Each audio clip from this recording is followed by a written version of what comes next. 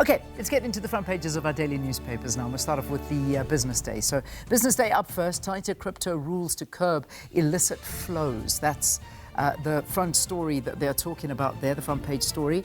And it's saying authorities concede explosive growth but are wary of limited regulations dangers. And it's National Treasury and the Reserve Bank introducing these new proposals to direct cross-border transactions in crypto as part of a broader effort to strengthen the oversight of financial activities and curb emerging risks associated with virtual assets. The photograph there is Reform UK leader Nigel Farage holding a booklet titled Operation Fortress, stopping the invasion of Britain in London yesterday.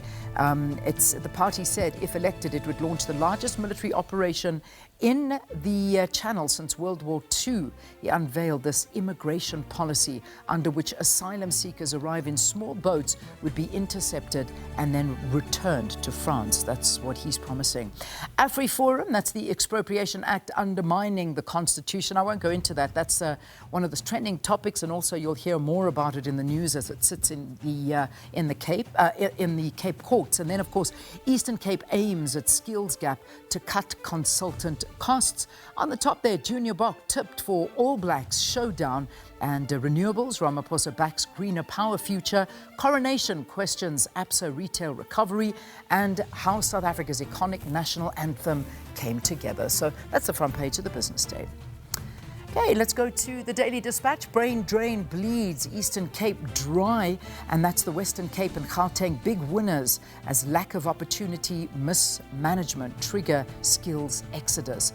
And there's that also. Remember, we just ran it in the news now about the World Dog Surfing Championships that happen in Pacifica, California. So they've got a photograph from there. The BCM's development agency terminates contract with its chief executive, and that's Ayanda Koboka.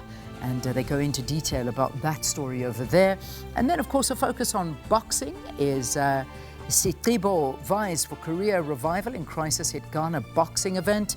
Maboyane eyes China energy partnerships, and villagers dig in against coastal mine. All right, there you go. That's the Daily Dispatch. The Witness. King issues stern rebuke to social media plotters, and that's the Zulu King. Misizulu Kwaziletini has issued a stern warning to those allegedly plotting to destabilize the monarchy through fake news and the weaponization of videos circulating on social media. Then a picture from Palestine. Palestinian children play in the midst of the rubble of destroyed buildings in the Jabalia camp for Palestinian refugees in northern Gaza. Then a man dies after being run over by a water tanker. I'm so sorry I looked at that video. It's very, very disturbing all over social media, and it's a terrible, terrible story of the man being run over by that water tanker. March and March member in court facing various charges, and Khulisi opens up about his future. That's the front page of The Witness. Looking at the Cape Argus, 55,000 rand to live comfortably is what they say. Families forced to choose between food and bills. And that's what people are looking at, the cost of living. Front page, another surfing photograph. This time it's a human. And in fact, it's a Roxy Lemou's classic at Muizenberg Beach. And that's the photograph that they've got there. And it's lovely. Mayor declares intergovernmental dispute over Metro Police powers. And then finally, video footage of probe into racial slur during high school rugby match. Terrible scenes over the weekend. Here's your front page of the Sowetan.